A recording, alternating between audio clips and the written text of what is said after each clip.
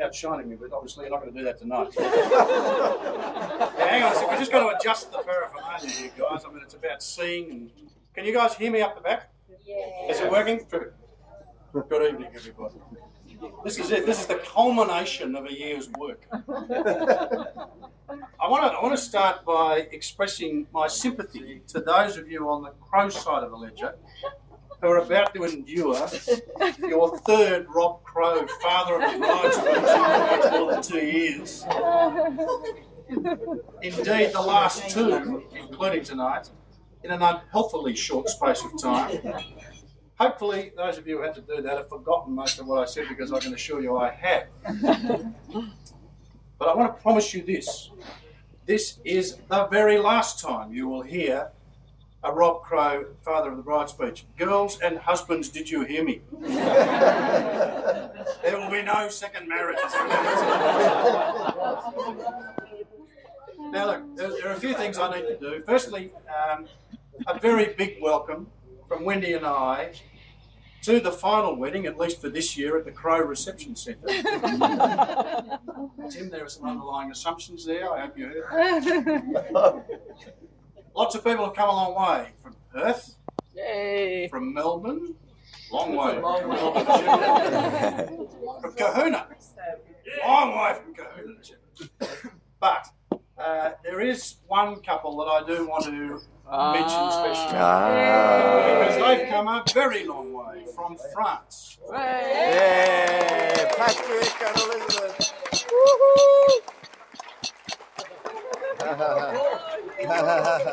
Vive la France! Patrick and Elizabeth, for those of you who haven't met them yet, I'm sure you will, were Penny's host parents on a Rotary exchange to France. Was it 2003, Penny? Where are you? Is that right? They were wonderful to Penny while she was there, and they were very kind to Wendy and I when we visited. And they've stayed in touch with Penn ever since. They always promised to come to the mariage of Penny, and they did. In fact, they couldn't wait that long, so they actually came out for her 21st in 2007. So this is the second visit. So look, it's great to see you guys. The other person...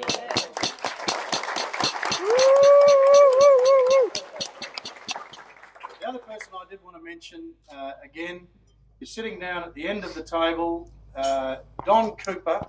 We call him Lazarus these days. He had a bad bout of pneumonia a couple of years ago and has made a magnificent recovery.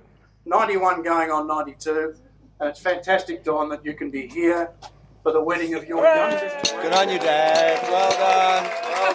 Well done.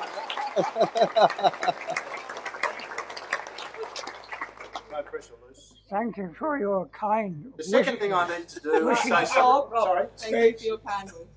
Thank you for That's your all kind right. words. It's a pleasure. Okay. Continue.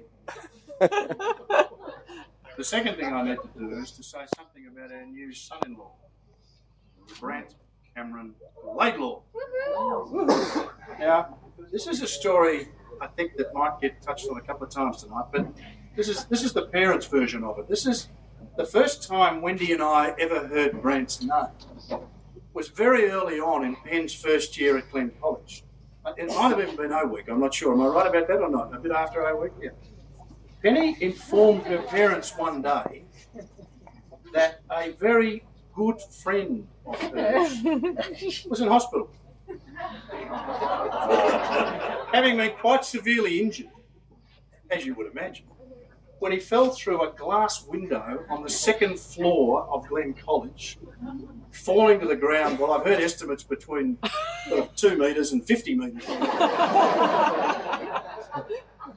Now, I'm confident those of you who are parents will understand what I mean when I tell you that Wendy and I were quite alarmed at the news that this fellow was a good friend of Penny's. Clearly, she had fallen in with the wrong crowd. I mean, we immediately, this guy must be some sort of drunken madman.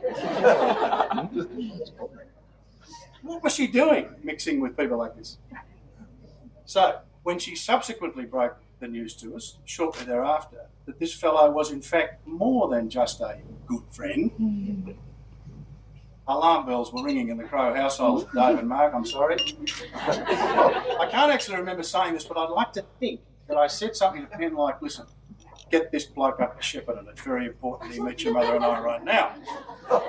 So they duly came up and we met Brant, or BJ, as he's been known ever since, around this place. In fact, as in the great tradition of the Crow household, BJ was very quickly shortened to Beej, and now to the point where Sophie's youngest, Will, who's not youngest, Sophie's son, Will, who's 3, calls him My Beej. Now, Wendo and I had a plan to sort this bloke out. We put him straight to work. I think Wendy gave him a shovel, gave him a couple of holes to dig, but I wanted a sterner test. And we just had a number of trees, rather large trees, cut down, and the wood needed splitting and stacking. So I hired a hydraulic splitter, and of course I took the easy job and operated that. And I put Brant to work, this is a true story, put Brant to work carting the split logs and stacking them in the woodshed. Let me tell you, there was a hell of a lot of wood. It took most of the day. I think he was picking splinters out of his hands for at least the next couple of weeks. But I have to acknowledge, Beej, he worked hard, he worked like a navvy, frankly, and he passed the test. He just did the job in his own quiet way, and Wendy and I both realised pretty quickly, thank goodness, and with a considerable measure of relief, that he wasn't the madman that we thought he was. He was actually a bloody nice bloke. And of course, we've seen a lot of Beej since then, and he's seen a lot of us. In fact, in the case of his mother-in-law, perhaps a bit more than he wanted to see.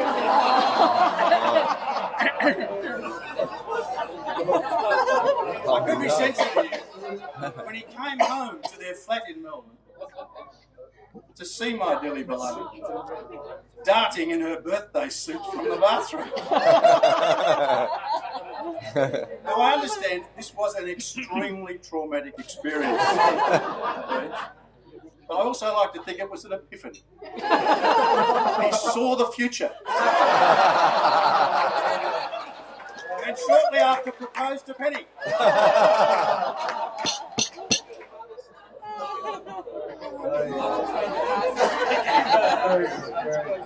So over how long is it? It's a long time. 7 years, 8 years. Beej has become very much a part of our family.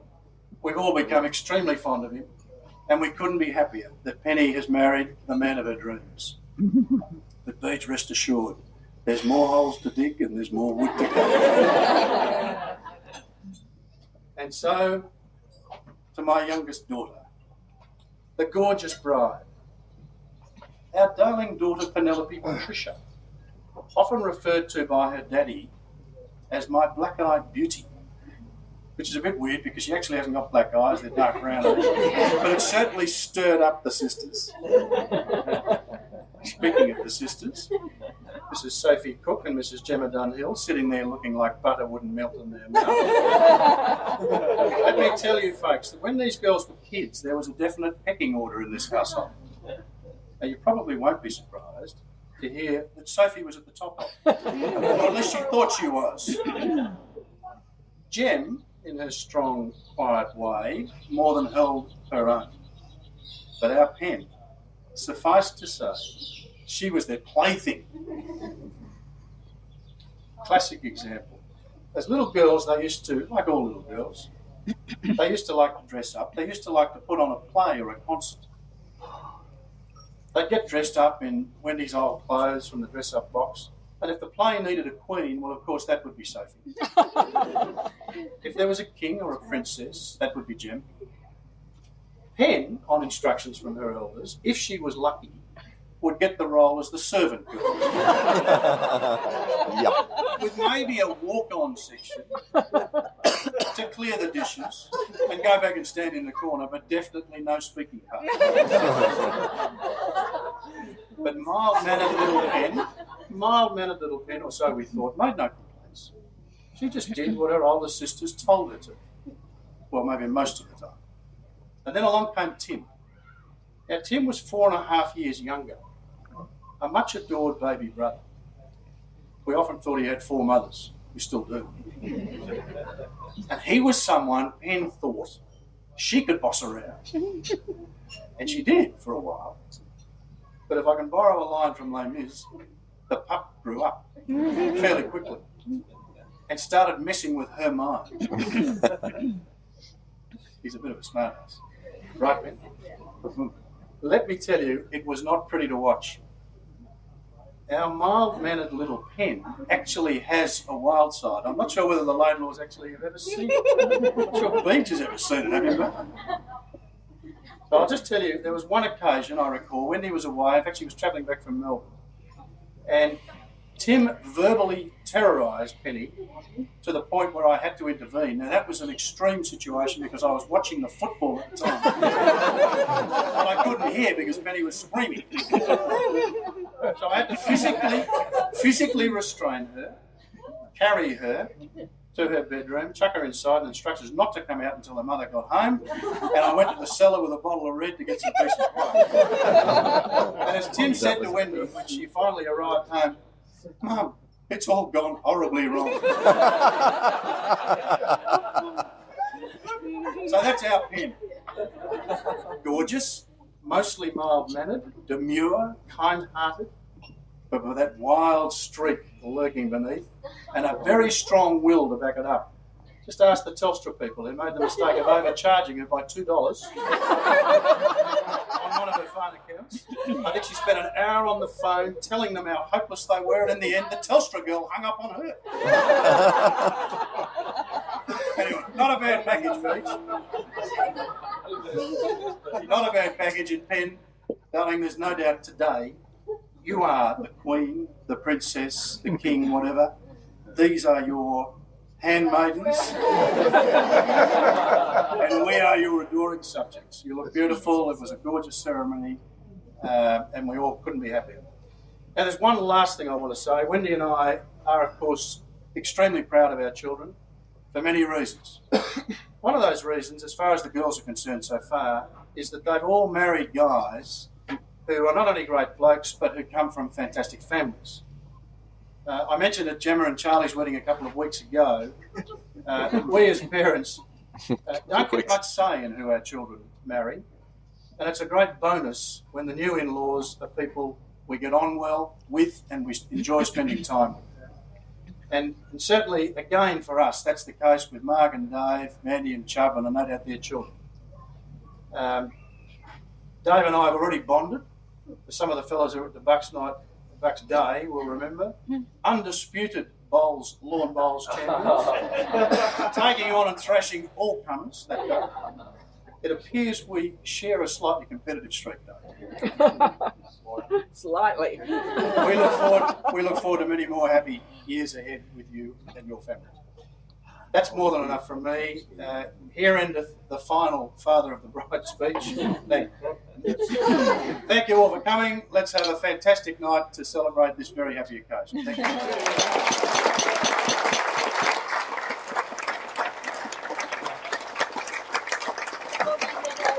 Past I've been told from certain people that I probably speak a little bit long, so I'm not looking in any direction over that way, but I'll try and keep this short and to the point.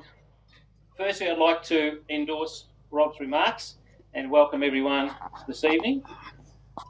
It's a very special occasion and a very happy occasion for both the Laidlaw family and the Crow family, and we're really honoured to have Penn join our family. Marg and I, or Margie, as the kids usually call her, would like to thank Wendy and Rob and their families for all the hard work and preparation that's gone into today.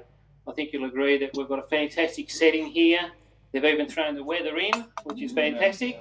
And I think Wendy and Rob are very proud of the setting they got here. And I'd like to thank them very much for allowing us to be part of this special day. So thank you.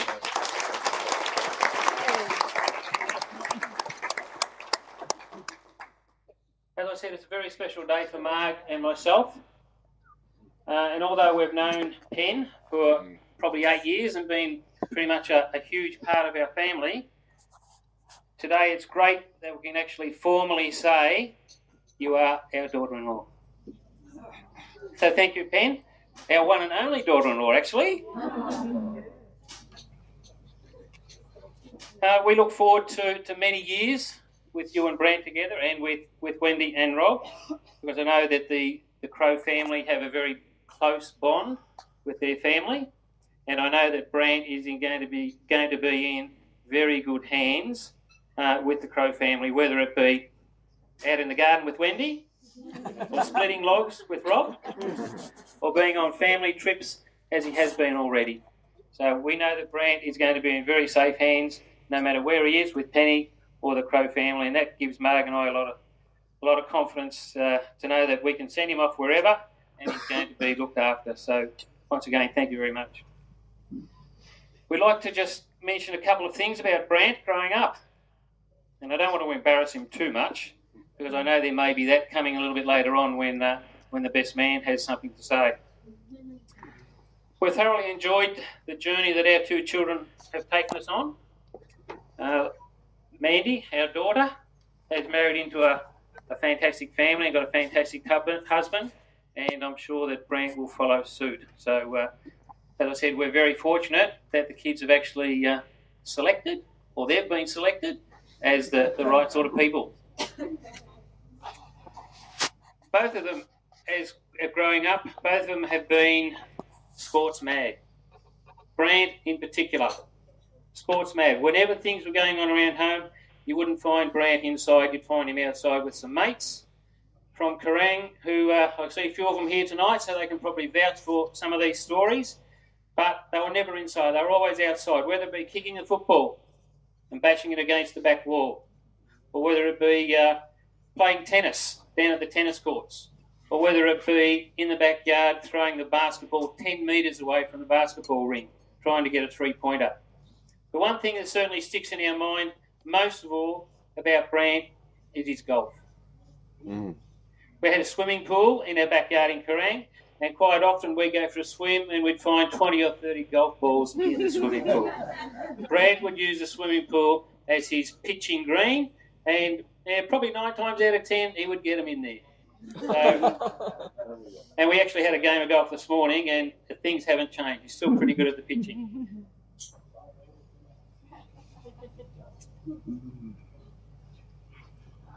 Where am I up to?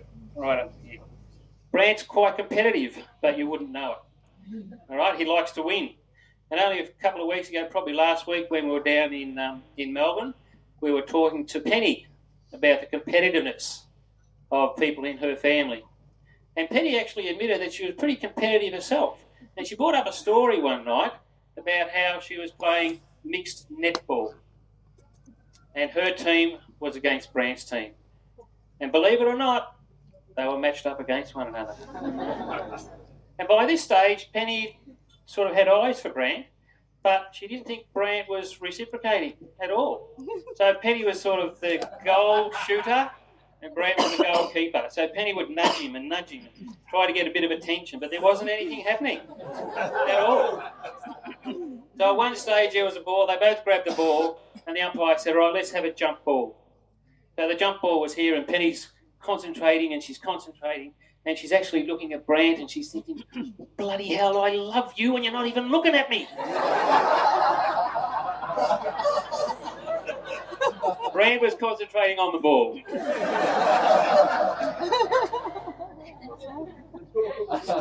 Anyway, no matter what they did in Kerrang, Brant always had lots of fun with his mates, and it kept him out of trouble.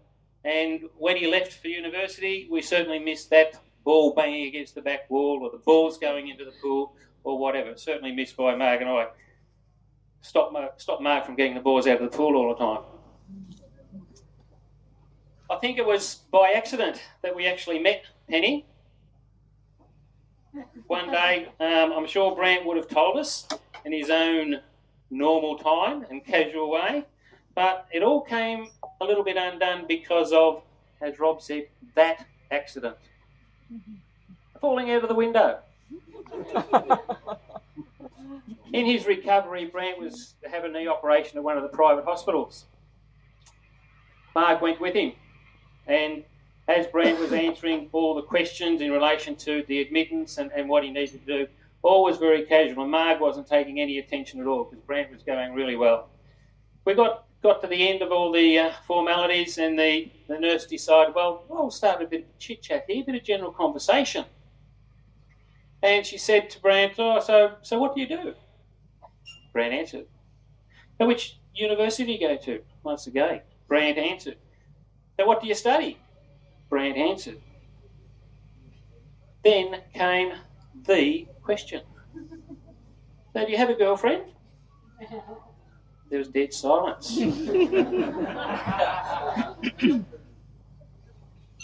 Yeah, I do actually. Well, you should have seen Margie's head. It came up out of the paper and she didn't know what to believe. The next question from the nurse was, does your mum know about this? Yeah, she bloody well does now. But we couldn't be happier. We couldn't be happier. Not long after that, of course, we actually met Penny, and she made an instant impression upon us. Instant impression simply because of the way she is. Personality, her charm towards people, her ability to get on with people, we couldn't fault. Not that we were looking for any faults, Pen, at all. But we certainly cherish Penny's fun, we certainly cherish Penny's wit, and we certainly cherish Penny's personality. Now, just to throw a spanner in the works here, I don't know where Rob and Wendy know this, but I've got a different version of events of that accident. Yeah. Yeah? You want to hear it? Probably a bit late though.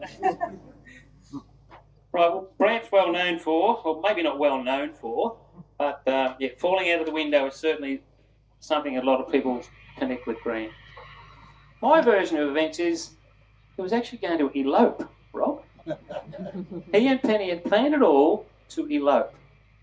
The only trouble was Penny wasn't at the bottom of the glass window to catch him. She arrived about 30 seconds late. She was first on the scene, and Brant still tells us, I owe Penny a pair of runners because I had blood on them that night. Penny can't remember that, but sticks in Brant's mind quite a lot. That's right.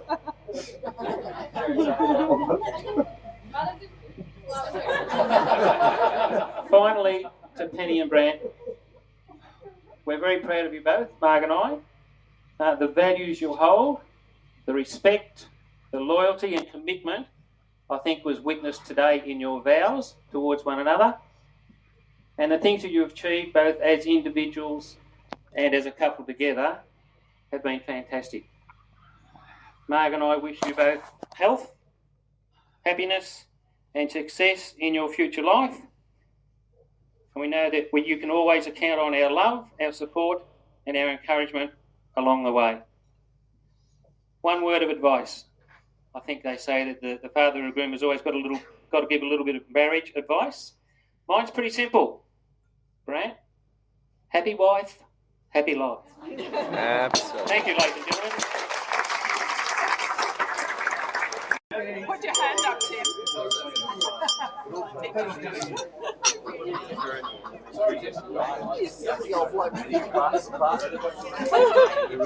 Thank you. Thanks, ladies and gentlemen. Firstly, thank you very much to Jill and Bernard Hayes for another wonderful dinner at the Crow household.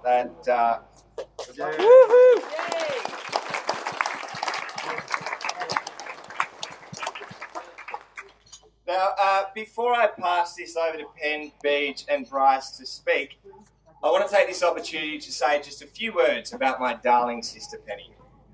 Oh no.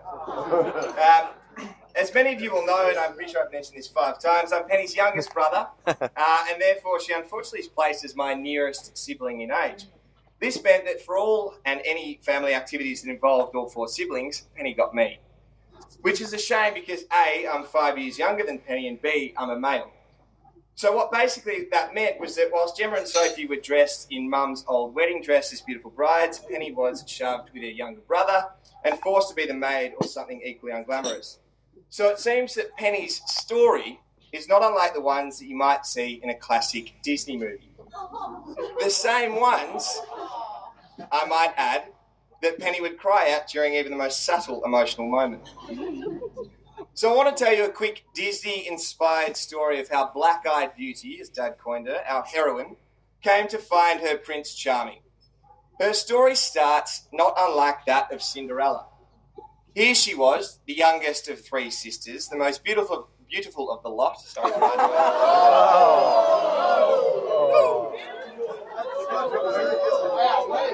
That's putting it I out warned there. them about that one, don't worry. He said he warned them about that. Oh my God.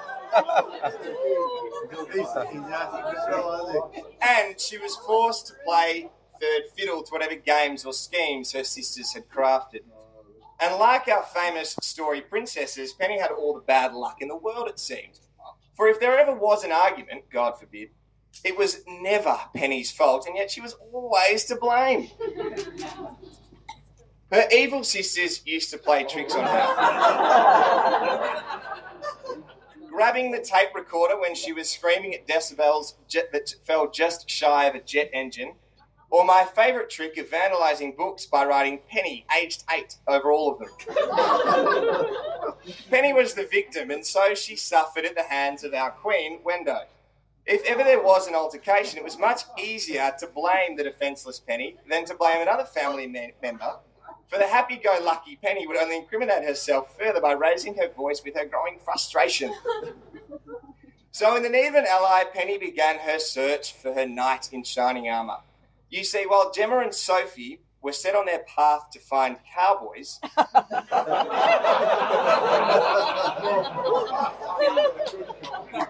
Penny seemed adamant to find a man who would fit in, but would be absolutely nothing like the bossy, irrational, and emotionally volatile siblings she had around her.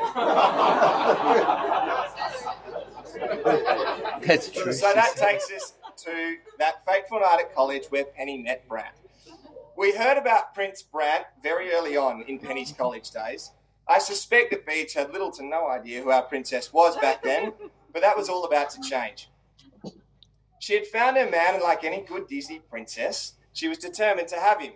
There goes some story that I won't delve into because it's been done so a few times, but that loosely involved Penny plotting to send her groom-to-be into a seriously unconscious state so that when he woke, it was her face that he would see first.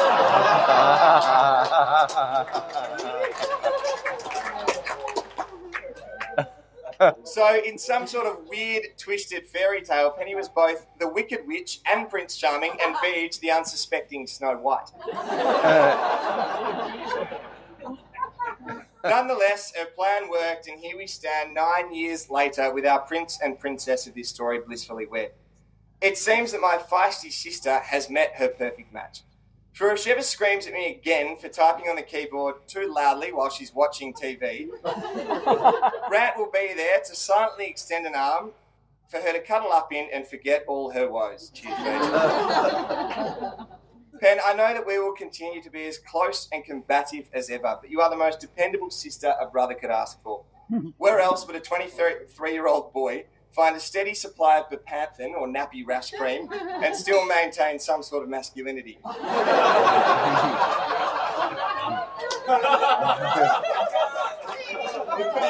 She's got it with that. You are a terrific sister, and you have found an absolutely sensational husband in Brant. Welcome to the family, Beach. I'm looking forward to many more years with you as a family member I can finally kick a footy with. Congratulations to you both.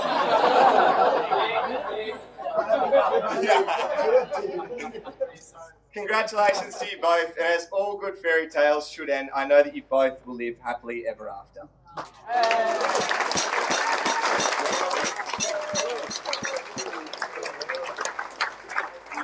So, without any further ado, would you please all charge your glasses and be upstanding and join me in a toast?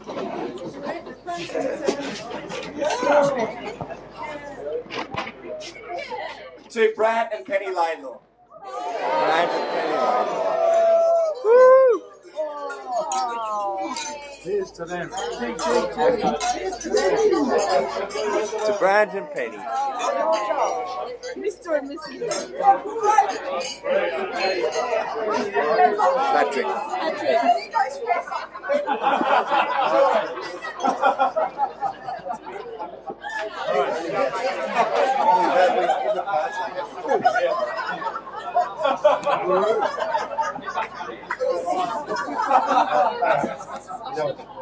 Thank you all. I now invite our bride, Penelope Crowe, to the microphone to say a few words. I just wanted to come up here to say, I know it's not really a tradition necessarily for the bride to speak, but there are just a few people that I would like to thank in particular. First of all, thank you everyone for coming. We appreciate it immensely. I know that a few of you have come twice in a very short period of time.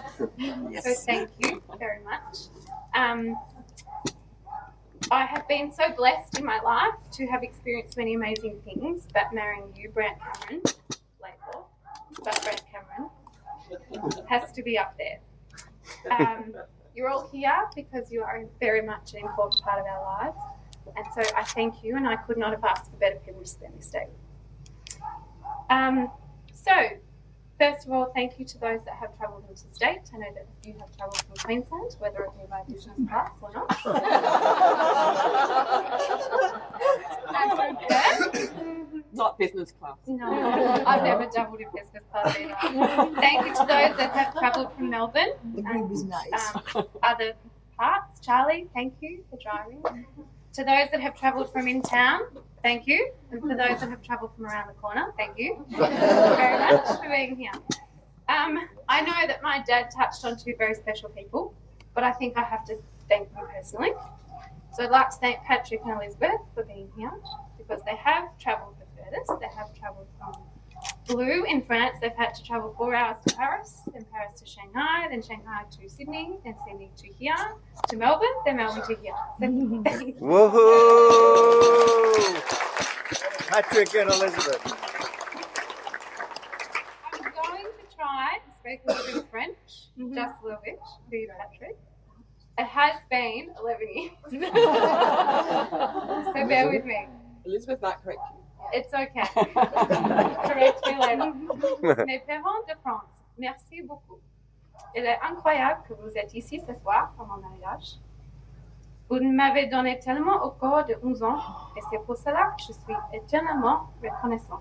Merci pour être ici, et merci pour être une partie de ma vie.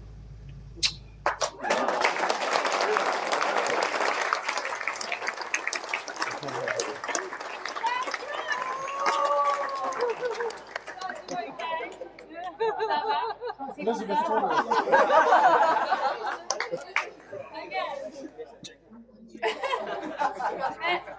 that translated as thank you.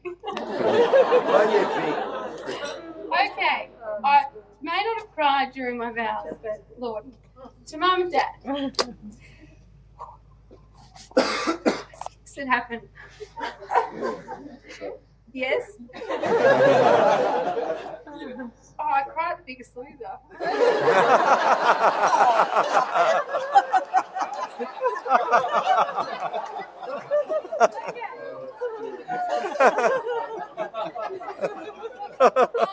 It's a killer, that show. So inspirational.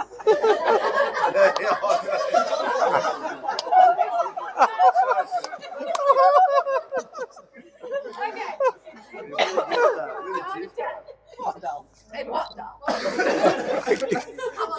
Keep going, Ben. When I think about what I want to say to you, so many things come to mind. Too many to keep a speech to less than 7 minutes.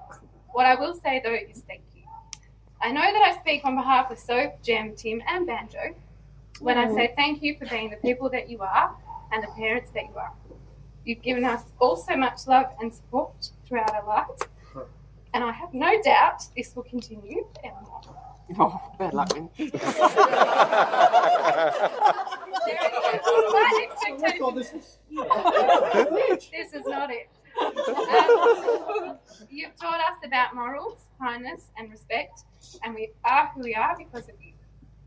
But But there is no but. There is no but.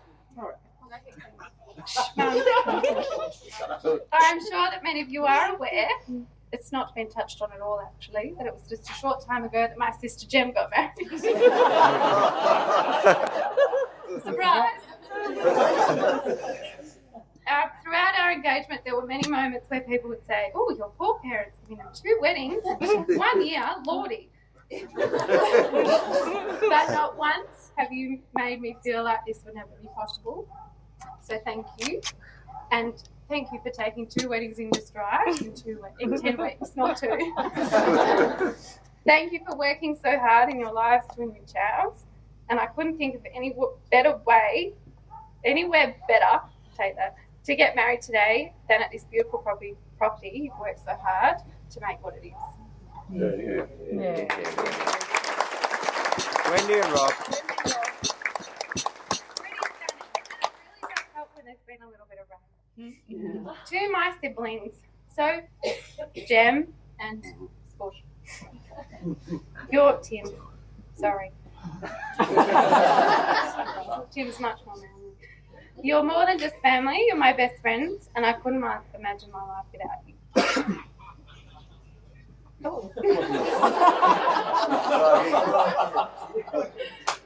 You may all be different in certain ways, but I enjoy all of your company, and the good times outweigh the bad. Thank you for all your help with the wedding preparation. So, for the retail therapy and Pilates, I can't laugh without my stomach hurting.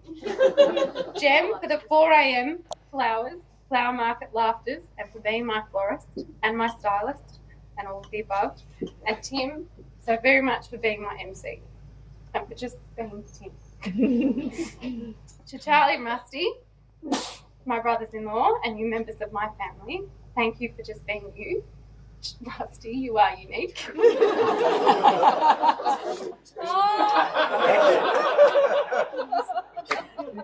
And for always being a helping hand. I feel like we've got this wedding thing down pat. So we should, if anyone wants to wedding. Jamar, Dave and Mandy. To all of you, thank you for being so loving and welcoming me with open arms into your family. I am so lucky that I have married into your family and could not have asked for better in-laws. Everything that you have done for Brant and me over the last several years, I very much appreciate it, and I am so grateful for your efforts, kindness and generosity. Mark and Dave, Brant is a credit to you both, and I thank you for giving me a man that I want to spend the rest of my life with.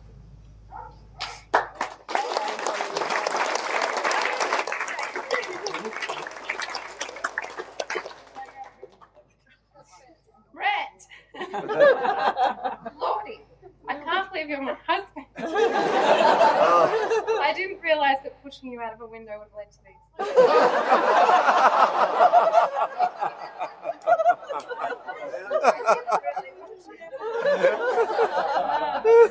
I know at my hens I was very quick to list your bad habits.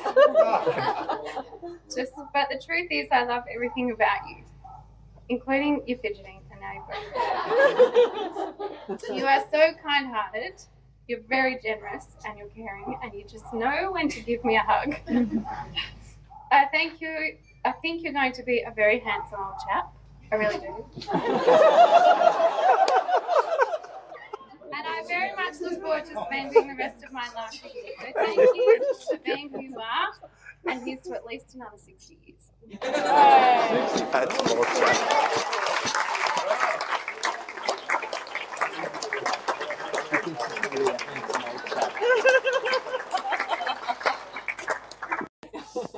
I think everyone probably saw the best of Pen there in about 5 minutes. On one side she's crazy, a little bit odd. And on the other side she's the most caring person you'll ever meet. So that was very well done. And as is her way, she's pretty much knocked everything on the head.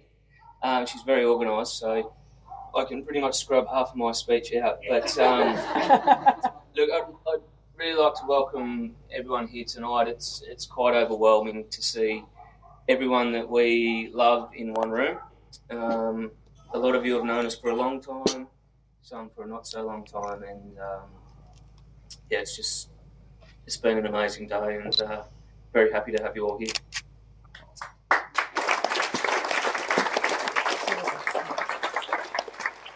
Look, a lot of the people in the room here have done quite a lot of work in the lead up to this. I won't go through the list because it is quite extensive, but please know that Penny and I know who you are and what you've done, and we're very grateful for everything that's been done for us. To Rob, thank you very much for your kind words earlier this evening, and also for giving your blessing to this marriage. 3 girls are all spoken for now, so the checkbook can be put back in the pocket. Look, Penny, we've been together for 8 years, and Penny first invited me back up here. I think we're maybe 6 months into the relationship, and halfway up the road, I decided that I'd ask her a question or two about the people I was about to meet. And my first question was, "What does your father do?" And Penny replied, "Oh, look, yeah, Dad's a lawyer." It's like, oh, no.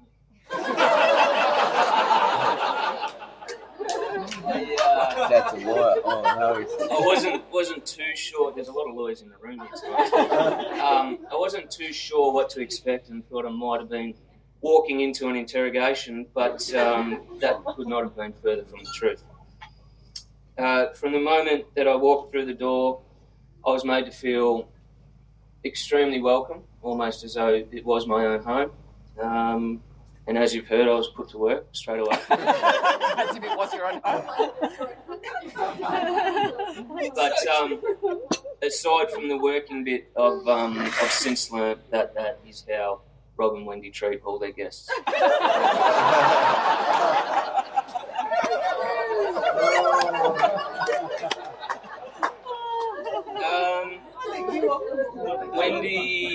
Wendy was very quick to get me out in the garden. I think we pulled up garden beds. We have spread gravel on the driveway, and lifted anything that Wendy thinks I'm capable of lifting. But I think she has learned to save the heavier objects for Rusty and Charlie.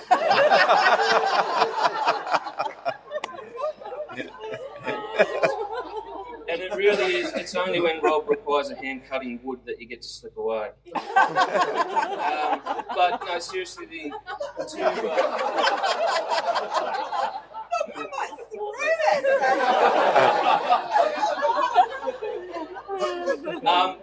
two weddings in 10 weeks has been a massive effort for Rob and Wendy and all the Crow family, to be honest. And their friends. And their friends, yeah, and their sister. A lot of freaking 5 points wrapped up. But yeah, I cannot thank the both of them enough for the amount of work that they've put into this place and for the amount of support that they've shown Penny and myself. Thank you.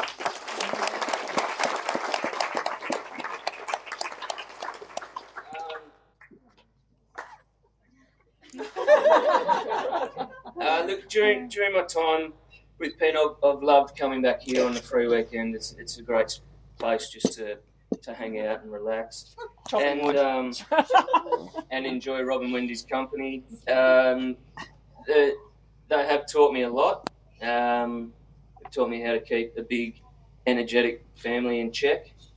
Rob's taught me the finer points of enjoying a nice red wine and to savour following a successful football team. And to savour following. I might have gone too far. But look, most of all, they've reinforced to me the values that should be instilled into a family, and they can be very proud of their now growing family, which I'm extremely proud to be a part of. Thanks.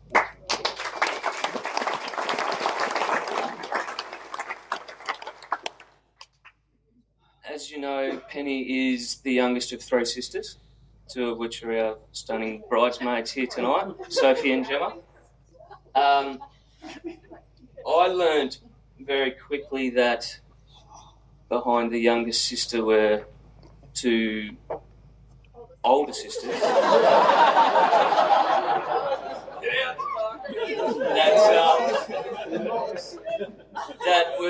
They were more than willing to stand up for the younger sister, but I think the more that Penny and my relationship has progressed, and the more they've got to know me, they've spent more time standing up for me than they have for me. Look, I have to thank Soph and Jem a lot for the support and the many, many hours spent on the phone with Penny. It's fair, the three of you share a very special friendship, and Pen and I are extremely grateful for everything that you've done for us over the past 8 years. No worries. Look, next is Tim, our MC, or commonly referred to as Golden Child around the house. Oh, the ugly sister. He gets a very hard time for it, but I think he's done okay.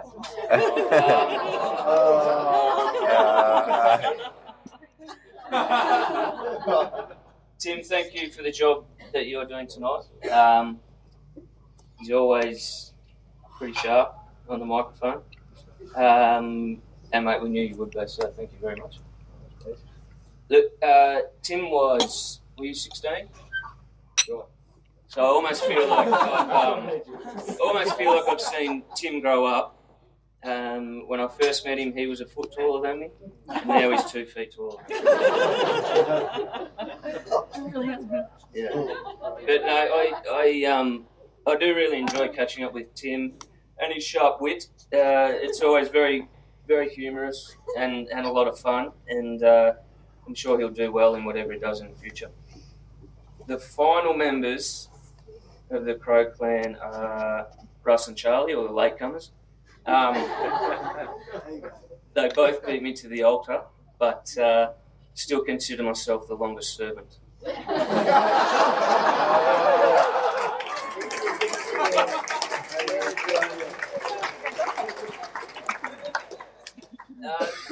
The boys, they're often referred to as the Crow Road Crew.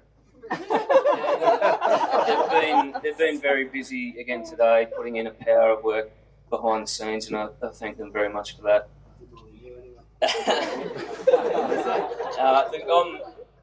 I'm extremely lucky to be now able to call them brothers-in-law, and but at the same time they're great mates.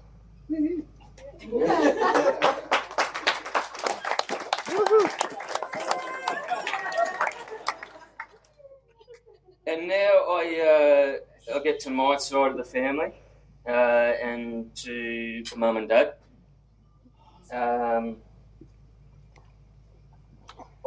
I'd like to thank you both, firstly, very much for all the help that you've put in today, especially Mum.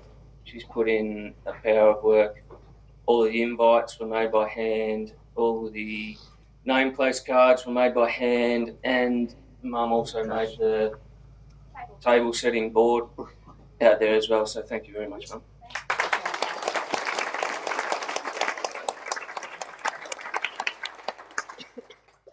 It probably hasn't been until I've gotten a little bit older that I've started to realise that I guess Mum and Dad are people, and you figure out what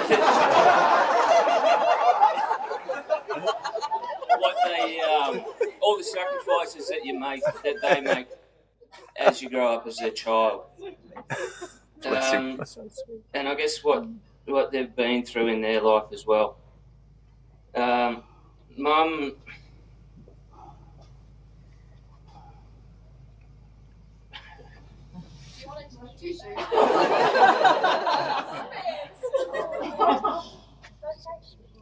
it is okay. No, Mum and Dad they're two of the most courageous people that I know, and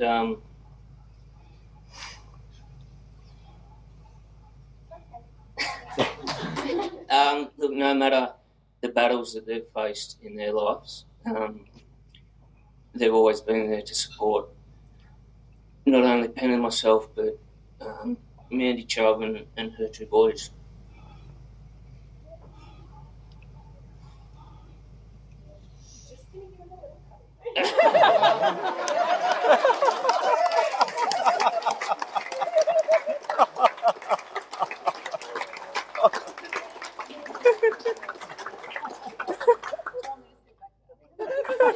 Yes,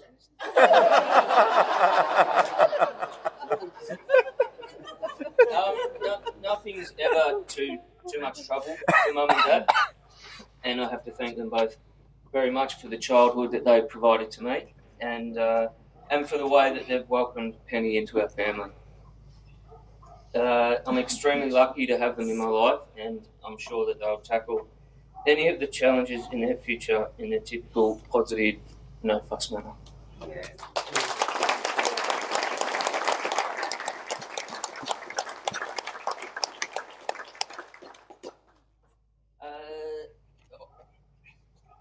As you know, I've got one older sister, that's Mandy. And growing up, Mandy made an art form of pretty much dumping all the blame on me. She was so good at this that one particular incident only came to light about 11 years after the fact, when I was around 21. And it involved some paint being spilled on some newly laid pavers, and I was held to blame for that for 10 years, and I'm still coming to grips with it. But regardless, Mandy's been a great older sister to me.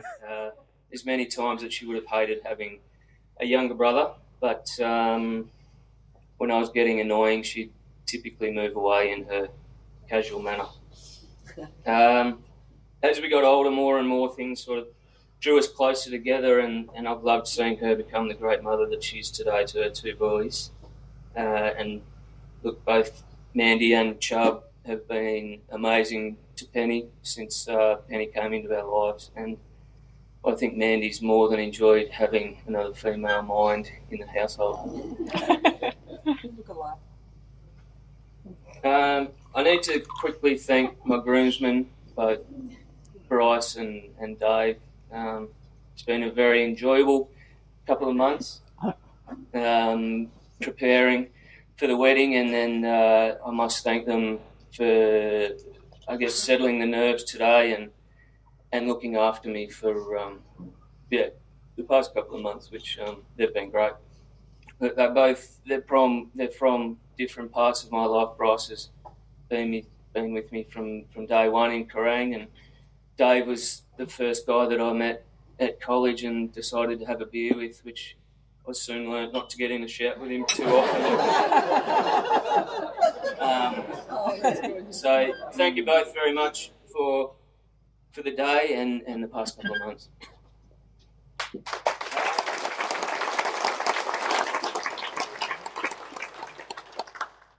Finally, I get to the woman of the day, my now beautiful wife.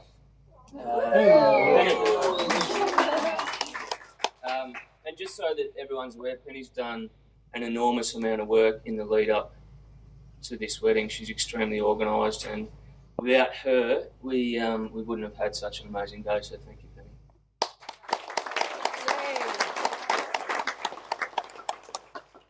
Without fail, I find it very hard to put into words how I feel about Penny, and I know that drives her nuts sometimes. One of her favourite phrases, which I hear a lot, is "Use your words, Brant. Just use your words."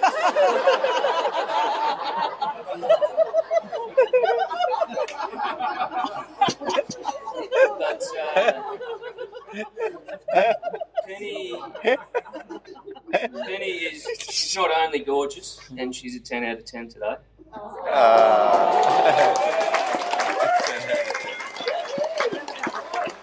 That's 12 out of 10. She's also the most friendly, bubbly, and caring person that I Anyone who can go to work every day and deal with women in the most intense moment of their life and keep a smile on their face at the same time is a pretty special person in my books. She's confident, she's strong, she's fiercely loyal to her friends and family. She's just the right amount of odd. And she's the most important person in my life. And it's these things that I love about her. When I sat down to sort of write the speech and figure out what I'd try to say, I thought I'd try to put my feelings in a context that Penny would understand the magnitude of my feelings. So this is the best I could do. If I were told that it were within my power to go back in time, as I am now, and change the result of the 1989 Grand Final,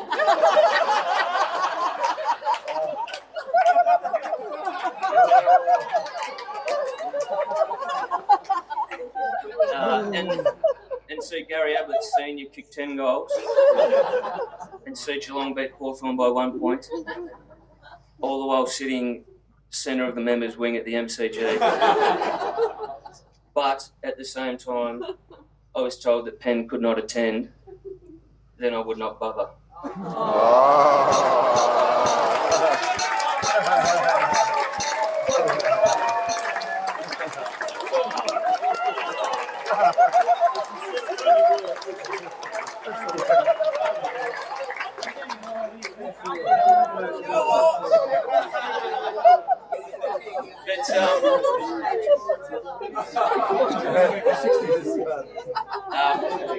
Penman is something that that Dad touched on. That life should be simple. It should be about finding the one thing and the one person that makes you happy, and I feel like I've found just that. Thank you.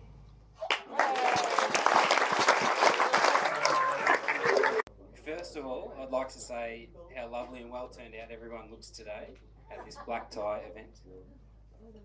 And of course, I would like to make a special mention to the bridesmaids who have travelled far and wide to be by their sister's side today and look absolutely sensational.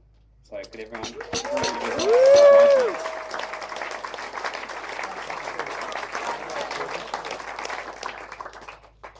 I've been very lucky to know Dave and Marg and recently met Rob and Wendy, and without you guys, a day like today is impossible.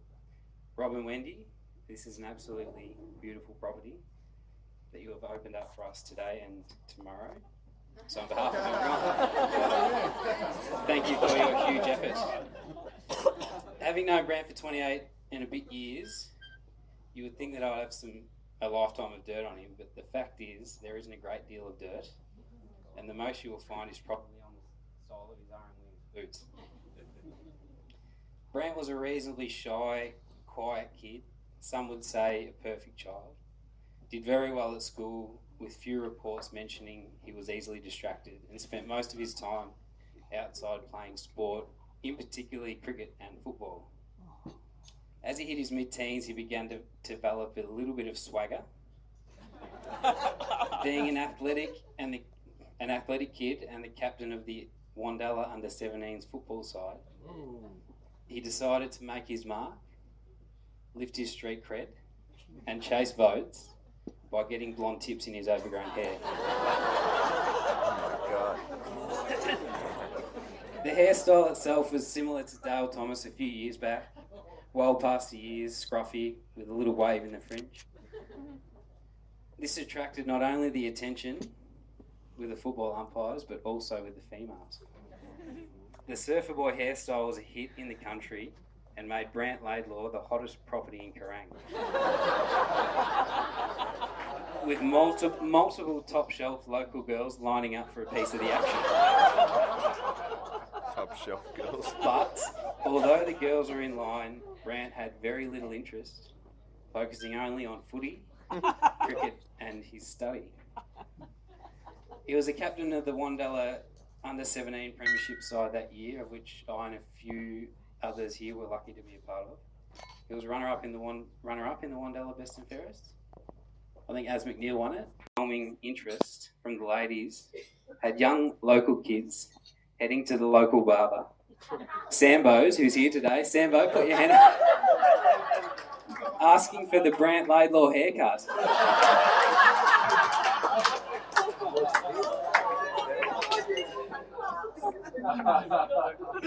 After a gap year of working at the Brown Brothers Winery in Mystic Park, Brant decided a career in health and fitness wasn't for him, and he would pursue ag science instead. For his uni mates here today, who he had believed he had a long history of life on the farm, Brant didn't actually get his hands dirty until he was 17. Prior to that, the dirtiest his hands got were oiling his new cricket bat. And even then, he probably wore gloves. Brant's university experience is one he will no doubt remember forever. Early on, he managed to get himself expelled from campus for a run-in with a boom gate. The story remains a little cloudy, but we know for fact there were 3 boys involved. The uni had footage of them in which one of them was fully naked, wearing only a sock on their genitals. Now, I wasn't there, so I can't confirm that Brant was the naked one. All I know is he inherited the nickname Boomer for quite some time. The most memorable experience, which you'll hear the real story now, for the first time, for both good and bad reasons, was the accident involving Brant, Jim Ball and Michael Harvey. Oh my God, I've never heard it. I'll never... I received from Karen Cocking, now Karen Wilson, she's here, at 7 a.m. in the morning. She proceeded to explain in a frantic voice that Brant had been in an accident. She said, after a few refreshments, the boys were playing around on res and Brant had been in an accident. She said after it, I've already been there, Brant fancied himself as a competitor and challenged Harves to a stoush. Unfortunately, Harves underestimated the power behind his hip and shoulder and managed to bounce Brant through the second-storey window, landing him on the concrete pavement below. After a long silence, Karen said, "He's in a bit of a bad way, but I think he's going to be okay." Penny was there when it happened, and she looked after him until the ambos arrived. This was the moment I heard the name Penny for the first time, and little did I know it wouldn't be the last. Pen was an immediate angel, not only in Brant's eyes, but everyone else's. It only took a second-storey fall, breaking a sternum, a few ribs, cracking a kneecap, and fracturing his skull to finally knock some sense into him.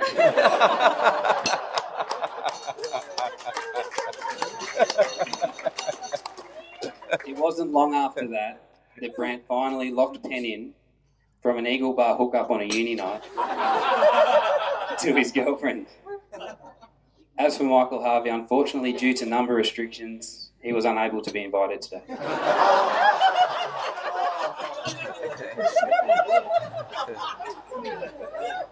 Penn, you're an absolute gem and look absolutely stunning today. Brant couldn't have chose a better babe to spend the rest of his life with.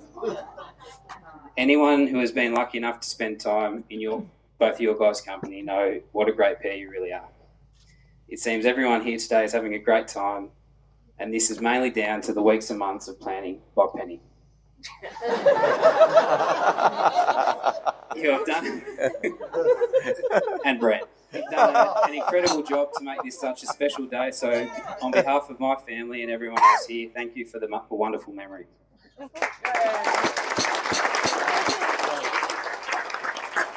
It's a true honour to be the best man for someone you've known all your life. No doubt we'll be able to look back on today's photos in another 28 years and still have a good laugh about your haircut.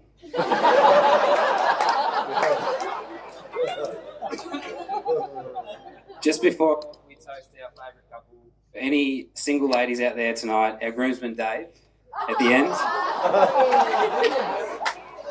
Dave's a doctor.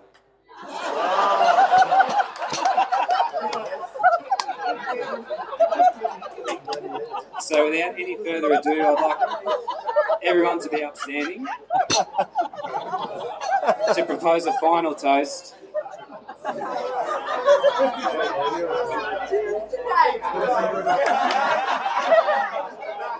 And officially kickstart the celebrations to the newlyweds, Brant and Penelope Laidlaw.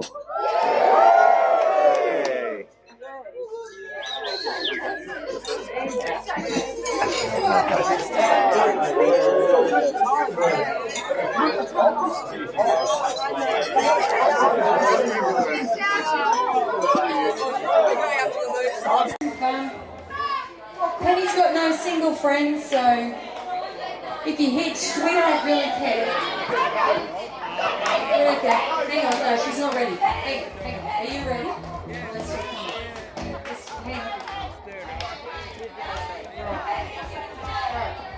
Oh, I think they're ready, okay.